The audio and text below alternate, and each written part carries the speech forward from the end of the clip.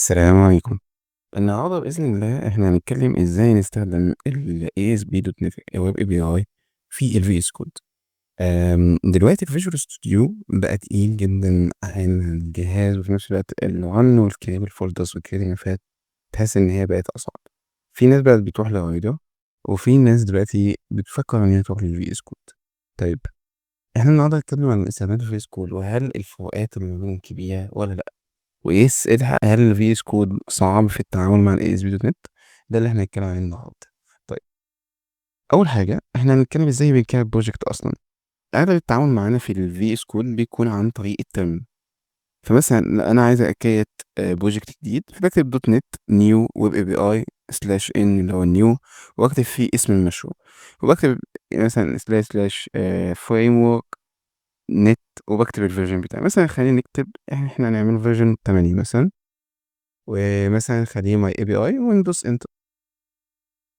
دلوقتي هو بدأ يcreate لي الملفات المطلوبة مني، وبدأ يcreate لي المشروع هنا أهوّة. بس خليه لغاية ما يحمّل. كده خلاص حمّل وعمل المشروع بتاعه.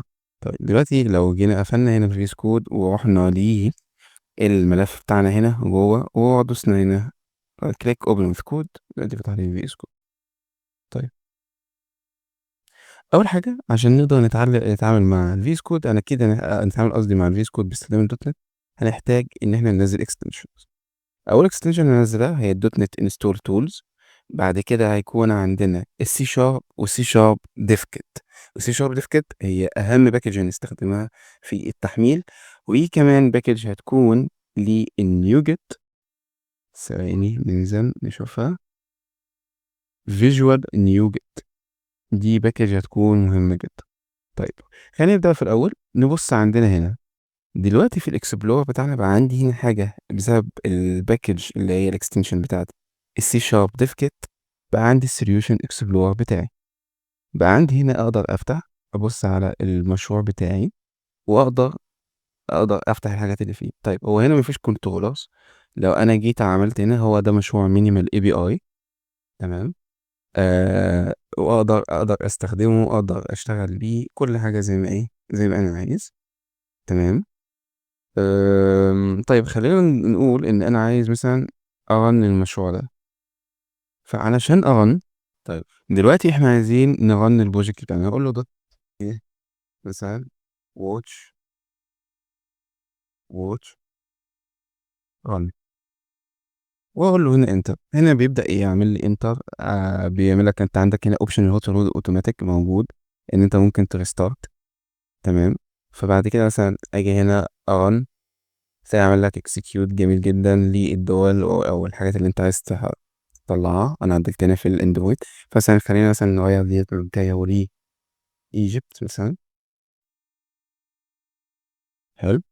ومثلًا خلّينا نقول له هنا control R restart required، بدأ يعمل لك required بيstart للمشروع كلّه.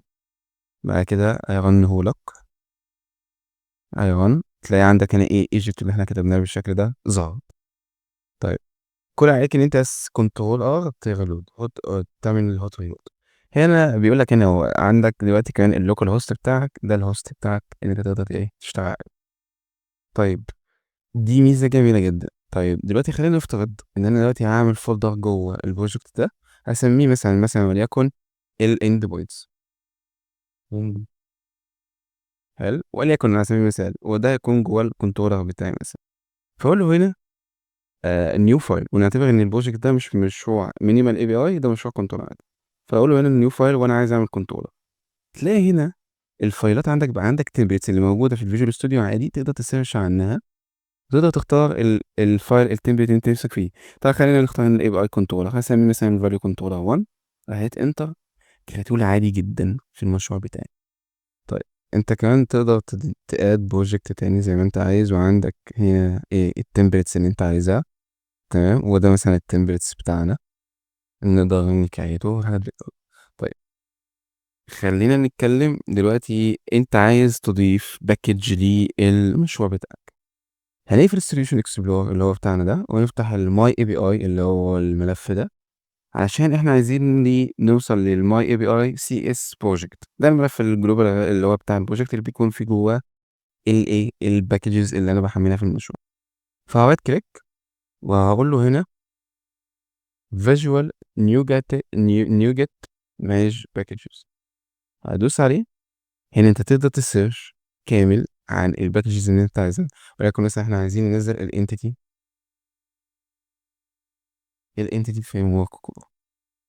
هقول له مثلا انا عايز احملها، طيب الفيرجن، اختار الفيرجن اللي انا عايزه، وليكن مثلا احنا ده دوت نت 8، فهنزل مثلا ديت واقول له انستول. شايف هنا بدأ في الترمينال يعمل لك انستول للباكج، بيعمل لك كل حاجة تمام. بعد كده بيقول لك هنا تمام تم الانستول. طيب عايزين نبص على نشوف في السي اس بروجكت، تلاقي هنا ايه الضغط. التعامل شبه التعامل مع ال مع الفيجوال ستوديو العادي اللي هو بنفسجي بس اخف. طيب نيجي لجزئيه مهم دلوقتي. انا نزلت الفيجوال ستوديو، دلوقتي انا عايز ابدا ان انا هطلع هنا ده التمرين بتاعي، اقول له مثلا انا عايز اعمل entity framework migration، فدوت نت انت اي اف اللي هي entity framework migrations اد اسم المigration اللي انا عايز اعملها، بعد كده سلاش اوت اللي هو الاوت دايركشن بتاع الاوت باث بتاعي جوه ملف الميجريشنز، وبهت انتر وبضيف. طيب انا عايز اعمل بعد كده مثلا عايز اعمل ابديت داتابيز، فدون دوت نت انت فريم ورك داتابيز ابديت، وبتتم العمليه كده. فالفيجوال ستوديو كود ما فيهوش فروقات كتير عن الفيجوال ستوديو. انت التعامل الوحيد بقى عندك دلوقتي بقى انت بتكتب كام لاينز على التيرمينال، وده يوفر لك اول حاجه يوفر لك ان خلاص مش بتبقى انت محتاج تستخدم الفي اس بالكوميونتي، الفيرجن كوميونتي، دي اول حاجه. تاني حاجه الفيجوال ستوديو كبرنامج هو برنامج تقيل، فبالتالي لما تيجي تستخدم الفيجوال ستوديو كود اخف شويه، اخف في التعامل. وكمان عندك فكره الاكستنشنز، تقدر تنزل اكستنشنز زي ما انت عايز، وتقدر تتحكم في الحاجات اللي انت عايز تنزلها بشكل ايقونات بشكل ثيم. كمان تقدر تستخدم الكوبايلوت اللي اتحط، وتقدر كمان تستخدم الايجنت، تقدر تستخدم الحاجات كتيرة جدا اللي انت نفسك فيها.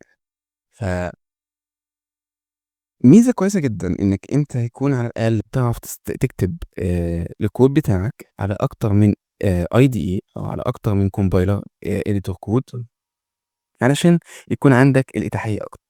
فبالتالي فيجوال ستوديو كود اختيار مميز جدا، كويس جدا لو انت حبيت تنتقل من فيجوال ستوديو العادي. تمام.